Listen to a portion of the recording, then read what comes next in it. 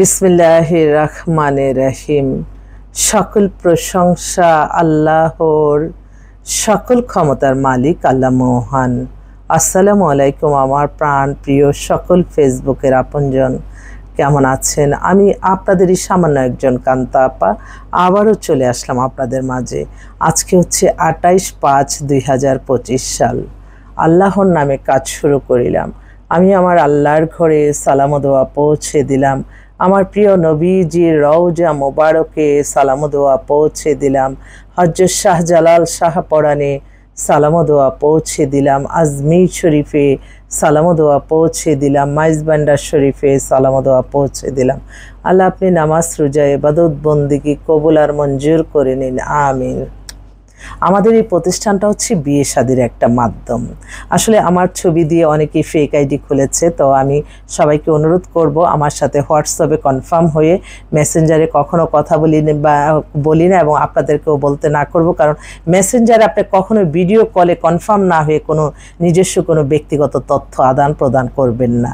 ওই কথাতে মেসেজে আপনার জীবন কিন্তু আর সমস্যা হয়ে যেতে পারে, কারণ ওই মানুষটা কিন্তু বেশিরভাগই দেখা যায় মেয়েদের ছবি দিয়ে ছেলেরাই কথা বলে, এবং এটা একটা বিকৃতি রুচি যারা এই ধরনের করে, আমি মনে করি তাদেরকে আইনের আওতা আনা দরকার। কারণ তারা একটা মিথ্যা পরিচয়ে, যেহেতু ওরা মিথ্যাভাবে মানুষের সাথে হয়রানি করতেছে, তারাও তো অপরাধী। কেন মানুষ বুঝে না যে সব কিছু আল্লাহ দেখতেছে? সবসময় মনে রাখতে হবে আমার ভালো কাজ আল্লাহ দেখতেছে, খারাপ কাজও দেখতেছে, এবং আমরা ভালোভাবে সব কিছু মিলিয়ে আমরা সবাই ভালো থাকবো শুধুমাত্র আল্লাহর সন্তুষ্টি লাভের আশায়। নামাজ রোজা ইবাদত বন্দেগী দান সদকা, মানুষের কল্যাণ, হজ উমরা পালন, ভালো কাজ, মেধা পরিশ্রম দিয়ে এগিয়ে যেতে হবে। কেন মানুষকে ক্ষতি করে আমাদের ভালো থাকতে হবে? এটারই কোনো অর্থ বুঝি না।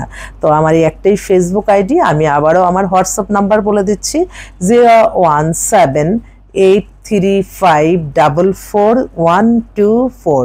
আরেকটা কথা, অনেক সময় অনেকে অনেক কিছু বুঝে না, যে হ্যাঁ ফেসবুকে একটা নিউজ দেখে আমরা মনে করি আল্লাহ এটাই সত্য, কিন্তু এটা যে মানে কয়জনই সারাক্ষণ অনলাইনে থাকে। যেমন আমি আমার প্রফেশনের ক্ষেত্রে আমার সারাক্ষণ হোয়াটসঅ্যাপ, ইমেল, ভাইবার, ফেসবুক, ইউটিউব সবসময় সারাক্ষণে আমার থাকতে হয়। এই যে তাকাইতে একদম চোখের জ্যোতিও কমে যাচ্ছে। তো এটাই হচ্ছে আমার প্রফেশন, কিন্তু সবাই তো আর সবসময় এটা সময় পায় না।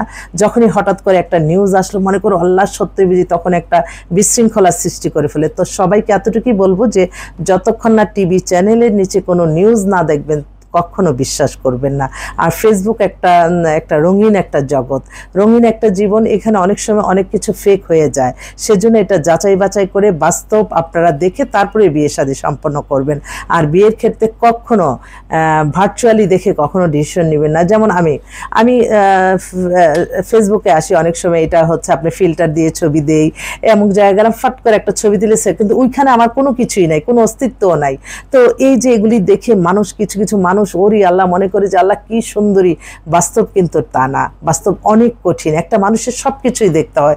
ছবি দেখে আপনি ইমপ্রেস হয়ে তার জন্য জীবন সব শেষ করে দিবেন, কিন্তু বাস্তব দেখে কিন্তু আপনারা অনেক অমিল।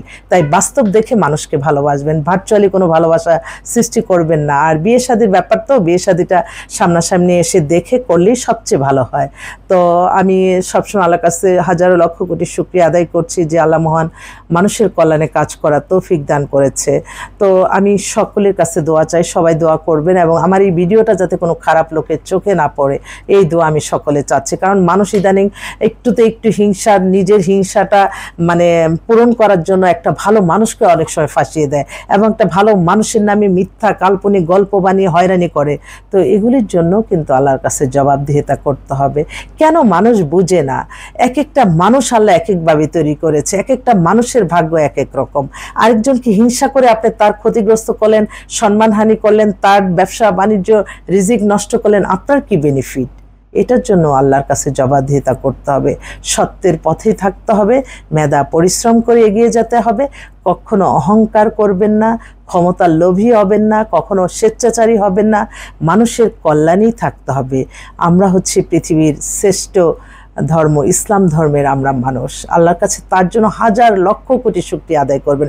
এবং যে যত সম্পদশালী, যে যত অর্থ বিত্তর মালিক, সে তত নমনীয়, ক্ষমাশীল, মায়াশীল, দানশীল হবে, যে আল্লাহর কাছে সে শুকরিয়া করতে করতেই তো শেষ করার কথা, যে আমি কেন আমার কাছে মানুষ আসতে হবে, আমি যে মানুষকে হেল্প করব, কি সমস্যা প্রত্যেকটা মানে এই যে আমরা আসলে রাজনীতির সাথে তো পরিবার সমাজ সবকিছু জড়িত। যার দ্বারা মানবতার কল্যাণ হবে আল্লাহ যাতে তাকেই ক্ষমতা দান করে, এবং ক্ষমতা পেয়ে কখনো আপনার সেই যাদের কারণে আপনি ক্ষমতা পাবেন তাদেরকে ভুলবেন না, তাহলে কিন্তু আল্লাহ সেটার জবাব ইনশাল্লাহ দিয়ে দিচ্ছে বিগত সরকারকে। এবং যারা আসবেন আবার ক্ষমতায় তারা যাতে মানুষের কল্যাণে থাকেন, দেখবেন তাহলেই কিন্তু আল্লাহর রহমত যতদিন আছে আপনাকে কেউ অসম্মানী করে বিদায় দিবে না, সম্মান করবে। এবং অনেকের মনে জাগবে যে আল্লাহ এই সরকার তো আমাদের দেশ ভালোই পরিচালনা করছে, আল্লাহ আরও রাখেন, তখন আল্লাহও কিন্তু মানুষের দোয়ায় তার রহমত বরকত বেড়ে যাবে।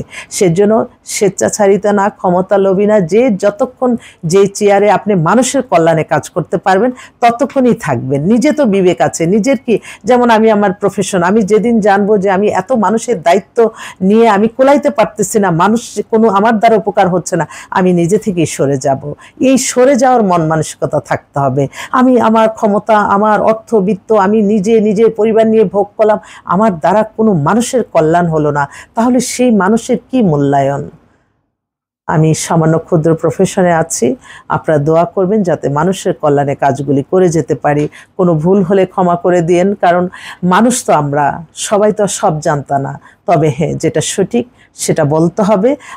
আপনি ইসলাম প্রচারের জন্য আপনার যদি ক্ষমতাও না আসে তাও আপনি আল্লাহর আদেশ নিষেধ থেকে কখনো বেরিয়ে যাবেন না, তখনই দেখবেন আল্লাহ ছাড়া কেউ অগণিত সাহায্য, অগণিত বাজেট দেওয়ার কেউ নাই, আল্লাহই তখন তার রহমত বরকত দিবেন।